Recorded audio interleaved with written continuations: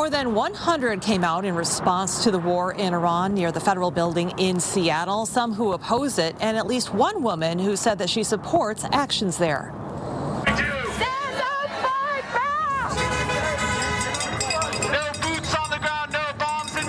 Protesters waved flags and held signs outside the federal building Tuesday. I'm here today because I'm against war crimes. Yeah.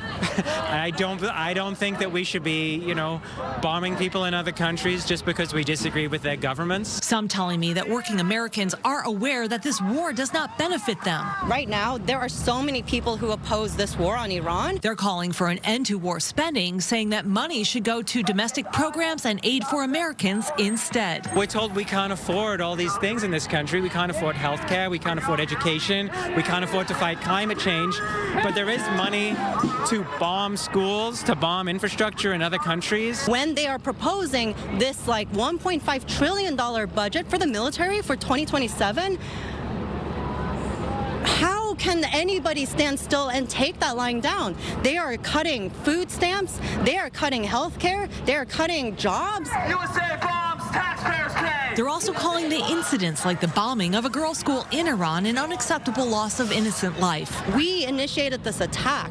We were the ones to strike the girls' school in Minab, killing 180 schoolgirls. Humaira told me she's in support of regime change no matter what. We need to get rid of this regime for any cost. She says she has family in Iran under the bombardment who told her that they're just hoping the regime is gone for good. In just 2 nights, in January 9 and 10, they killed over 40,000 people, innocent Iranians, barehanded, unarmed civilians with military weapons. When asked about the post from President Trump threatening to send the country back, quote, into the Stone Ages. I heard, but that was just words. President Trump gave them 2 weeks to negotiate with them. We need to get rid of this regime for good.